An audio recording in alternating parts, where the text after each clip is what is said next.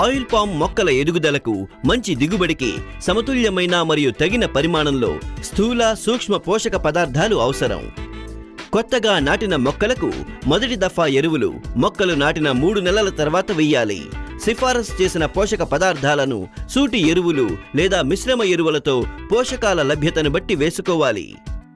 ఈ పంటకు మొదటి సంవత్సరం మొక్కకు 870 గ్రాముల యూరియా, 1250 గ్రాముల సింగిల్ సూపర్ ఫాస్ఫేట్, 670 గ్రాముల మ్యూరేట్ ఆఫ్ పొటాష్ మరియు 125 గ్రాముల మెగ్నీషియం సల్ఫేట్ను అందించాలి.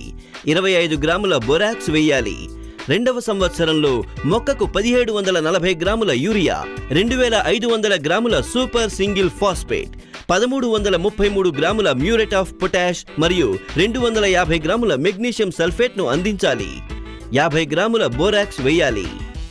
3 సంవత్సరాలు మరియు ఆపై వయసు ఉన్న తోటలకు సంవత్సరానికి